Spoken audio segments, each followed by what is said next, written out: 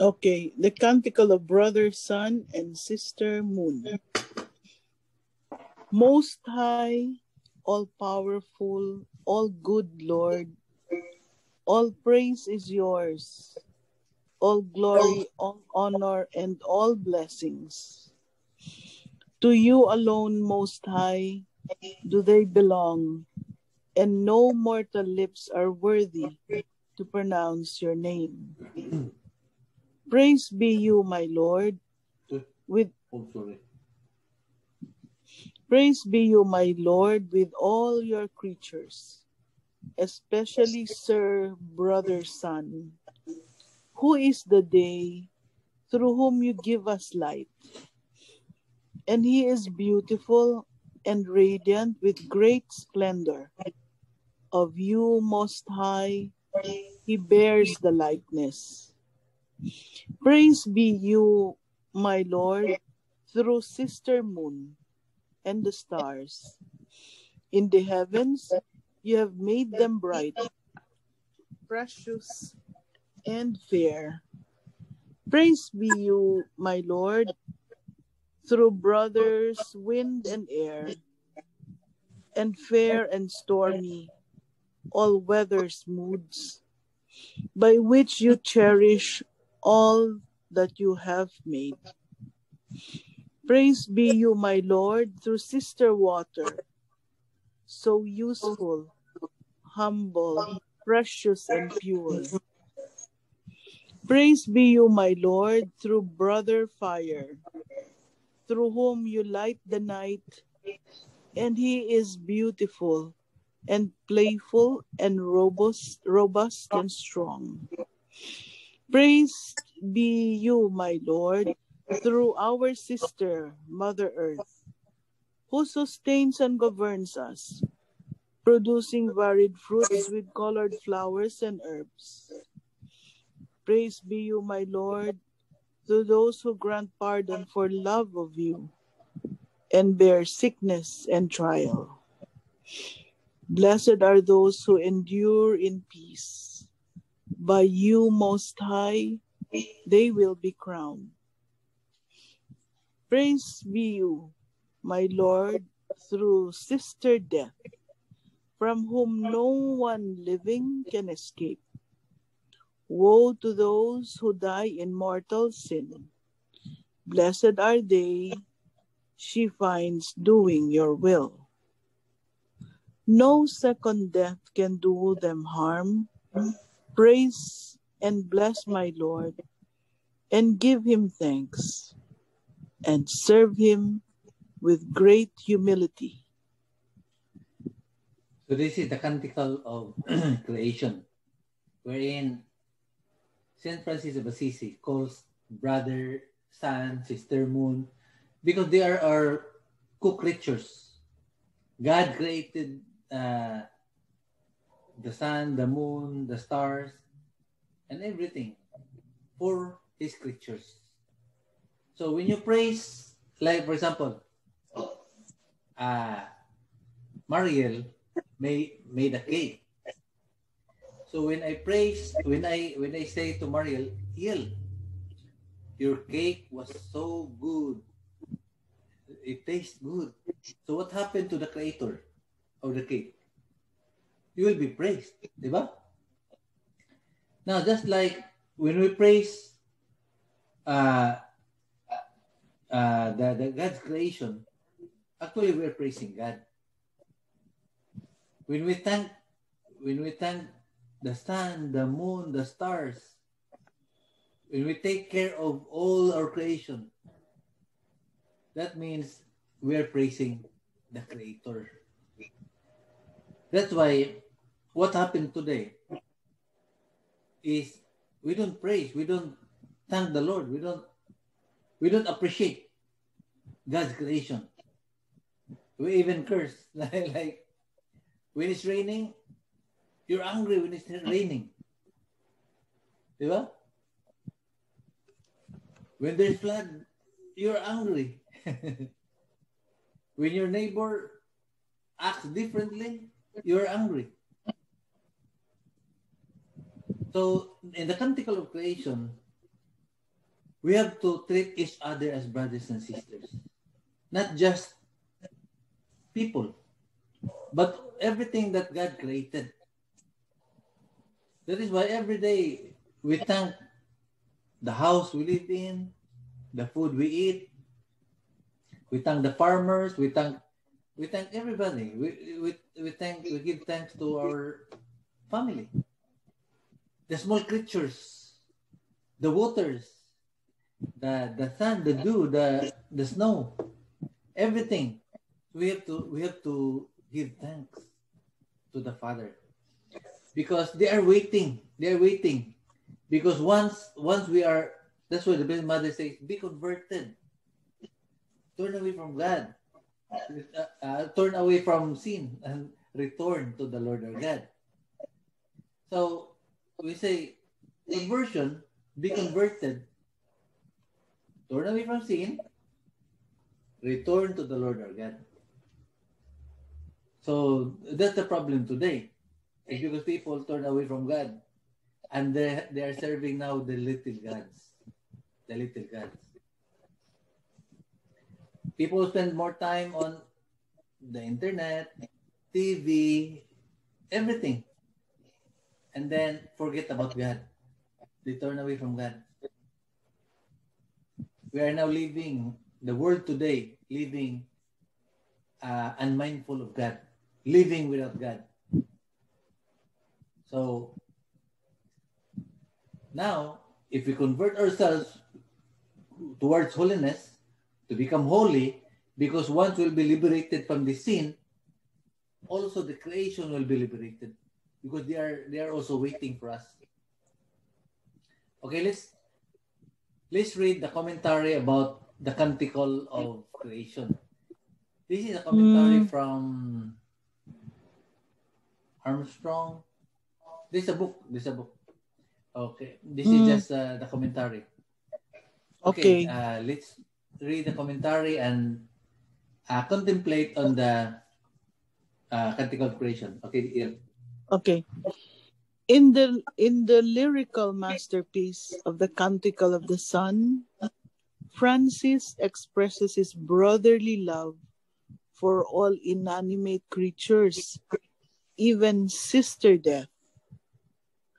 The Canticle of the Sun, or the Canticle of the Creatures, was written in Old Italian on Brian in 1225. Despite composing the Canticle of the Sun at the time when Francis was experiencing emotional anxiety and physical illness toward the end of his life, he reflects on his personal relationship with God and emotional anxiety, personal relationship with God, and experiences his awe-inspiring and relentless goodness in all created elements. The action of God in Francis' life is what inspires and motivates him. Francis is profoundly in love with God, and he lives and breathes fire by this passion. So even sister death, no? We have to, because it's part. That's naturally. God. Yeah. That's why when my wife died, I just said, I will never shed tears back. I don't want to be sad. Because God is part of His creation. That we have a beginning and we have an end. And we have a time. This world, this is not our real world. Our true home is heaven. So once we're done in this world, we go to heaven. Because that is our true home. So we have to prepare that sister death will come to us, because Pope Francis says, Saint Francis of Assisi says, no one gets out from this world alive. Diba? That's what he says. Okay, next year. Francis commences his religious perspective with God and he regards other influences as secondary elements. The first verse of the Canticle of the Sun conveys the centrality of God in the life of Francis. Indeed, Francis' experience of God is one that burst into his life, and his writings convey how his conversion was initiated by God and left him irreversibly changed. Francis claims, "Most High, all-powerful, all-good Lord, yours are the praises, is yours, the glory, the honor, and all blessing. No human is worthy to mention your name." This can be seen to link to the earlier rule, chapter 23, which affirms that we are not worthy to pronounce his name. Therefore, Francis addresses God and affirms his praise in him alone. Gherkin therefore describes Francis not as a theologian, but as a saint of practical Christianity that influenced the development of Franciscan spirituality and insight.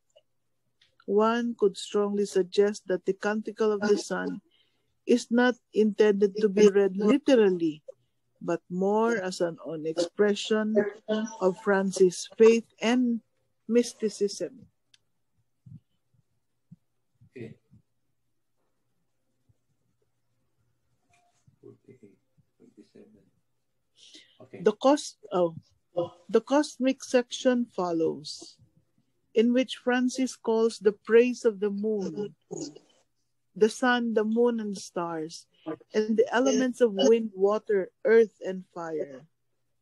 Praise be to you, my Lord, through sister moon and the stars.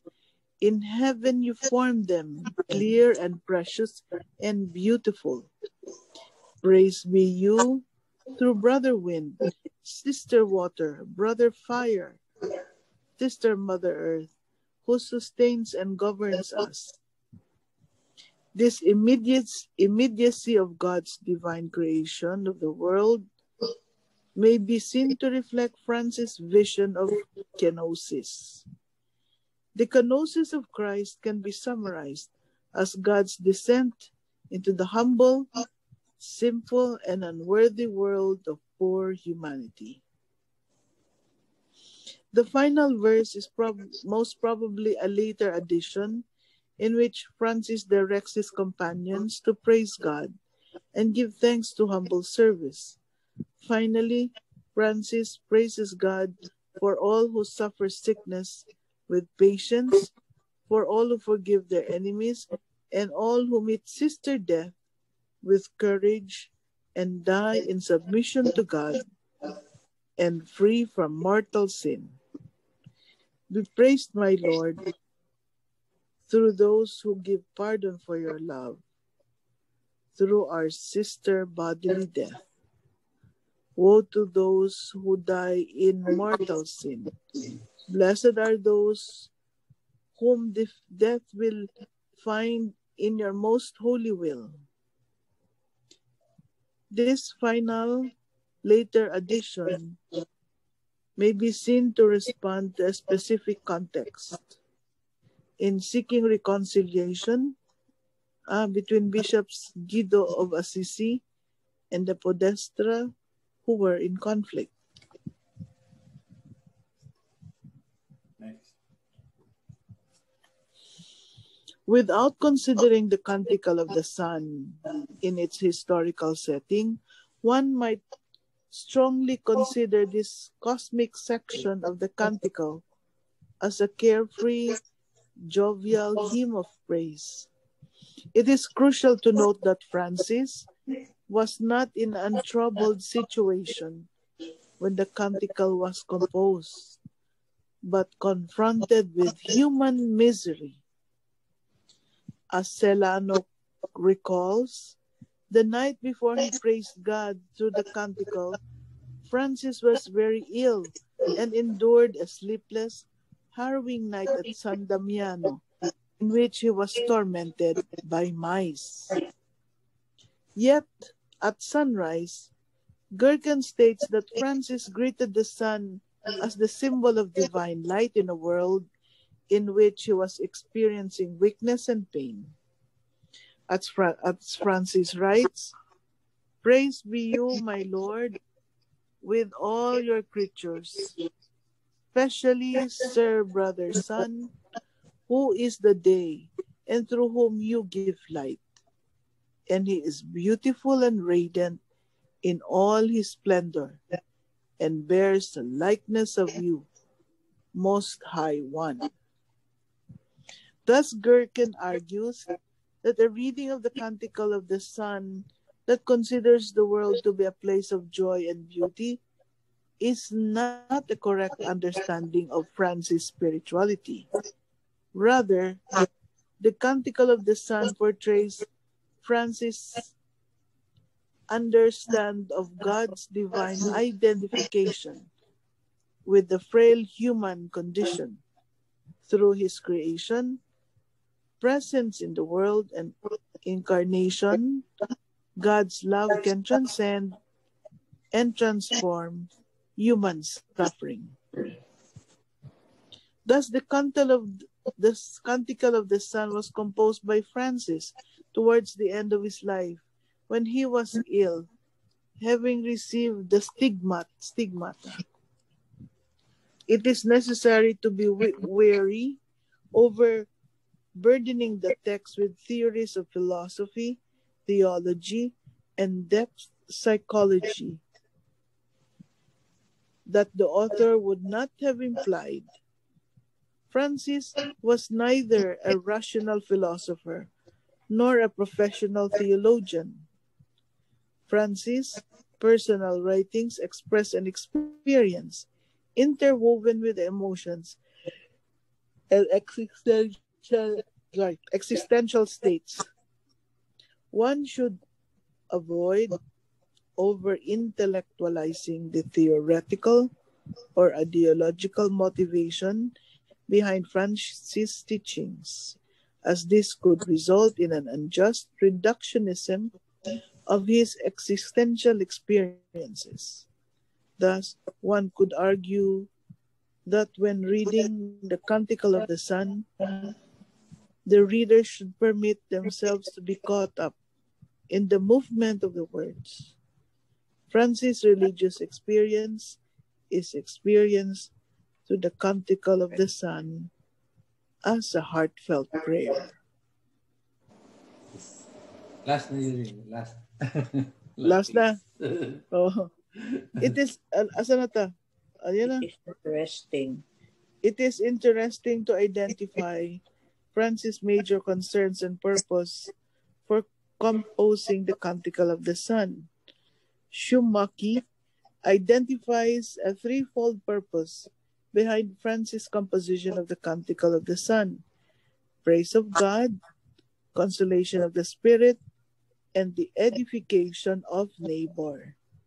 These are themes that can be seen to resonate elsewhere in Francis' teaching. For example, Francis' remarkable love for all creatures recurs in the Companion's description of praise of the Lord for all his creatures. The core concern at the heart of the Canticle of the Sun is Francis' remarkable relationship with nature. Shumaki suggests a scriptural foundation for the text of the Bible. Be subject, therefore, to every human creature for the sake of God. Furthermore, Shumaki points out that a similar theme features again in Francis' Salutation of the Virtues, in which Francis speaks of human subjection to animals. The Canticle of the Sun denotes Francis' theocentric understanding that God is intimately present in us, in all creation, and in all creatures, however unruly or seemingly insignificant. In conclusion, therefore, at the heart of the Canticle of the Sun is Francis' personal spiritual relationship with God and creation. The words that he uses to address the world, such as brother, sons, mother, are not purely personifications with poetical relevance, but signified the spiritual relationship that Francis could enter into because he respected the sanctity of all created things. The world is a sacred reality that reflects God's goodness, and the canticle expresses Francis' all-encompassing experience of divine love and unwavering joy. When considering the canticle of the Son in the wider context of Francis' life, it is important to note that Francis is regarded as a patron saint of ecology in the modern world. Francis is concerned with the conviction that God is reflected in all created entities.